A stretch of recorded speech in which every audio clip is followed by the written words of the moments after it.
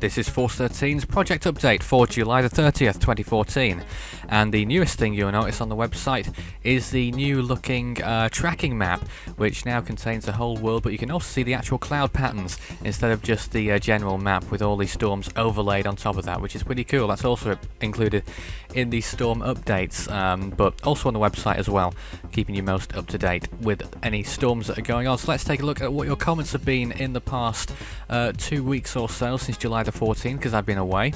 Ivan Woodbury says, what is your prediction for hurricane seasons of 2015, 2016 and 2017? I think all of them will be active with over 14 storms forming in the Atlantic, and to me it looks like a La Nina period. Well, 2014 isn't even fully underway yet, so I think it's quite early to say how it will go in the next few years.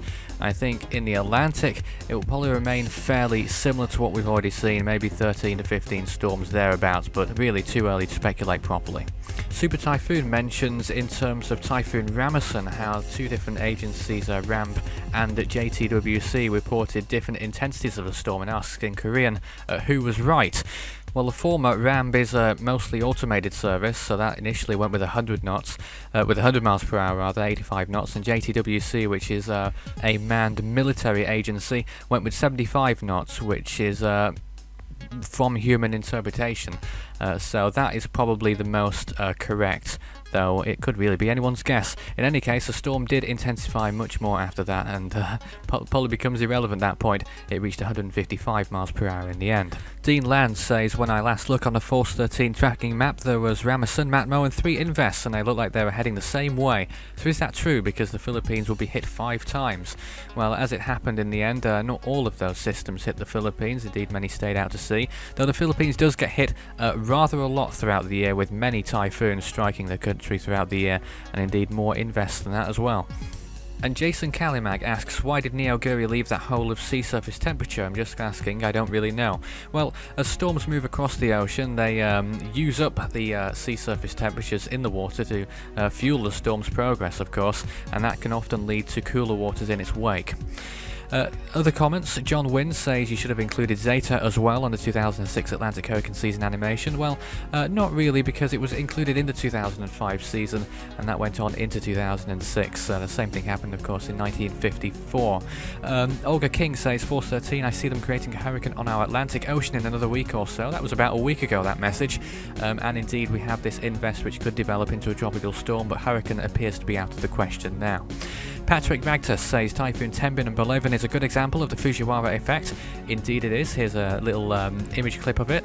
And Force 15 says a correction. The longest lived storm is Katrina Victor Cindy in 1998, lasting for 51 days.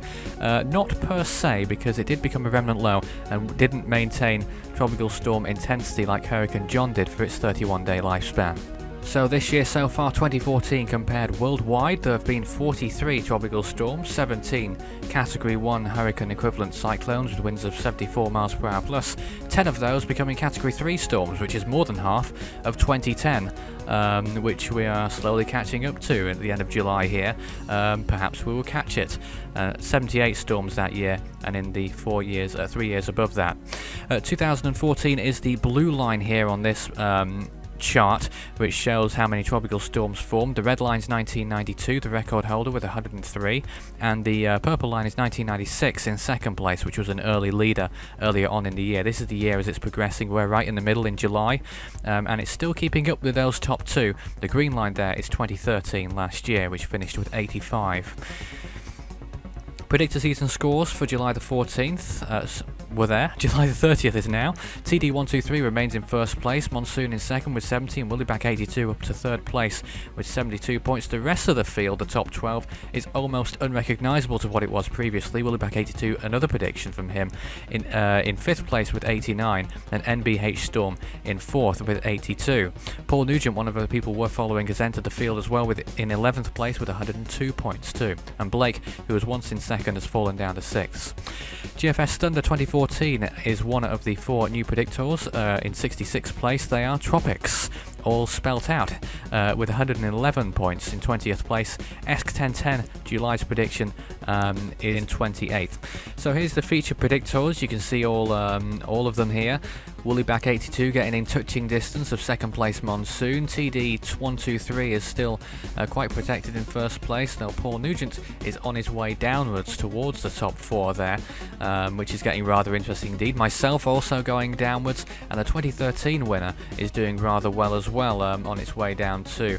I mean, not too great just yet, but the way it is descending is looking rather impressive, overtaking F15. This is how it's been looking at the bottom then. Don't forget, lowest points are the best, and you can see how Woollyback 82 has been levelling off and going back upwards as well, getting further away from the prediction. It looks like he has peaked, which means he probably won't be in second place for very much longer, third place rather. And here's another interesting stat. The combined points total of the top 3 was 67 points in June the 7th, meaning they did fairly well in accuracy, and that's dropped to 198 points on July the 30th, meaning those predictions, the top 3 predictions, are further away by quite a fair bit than they were on June the 7th. Force 13's outlets, there are many of those. You can visit the website force13.com for all the latest up-to-date information on the storms, the video pages, YouTube and Dailymotion keeping you up to date with the storm videos, and of course the social pages too, Facebook and Twitter. Just search Force 13 on those. It's at Force 13 on Twitter, and you can speak to me personally on Skype at Fool13 on there for tropical weather chat. And Force 13's new forum, or indeed its existing forum, will relaunch on August the 4th.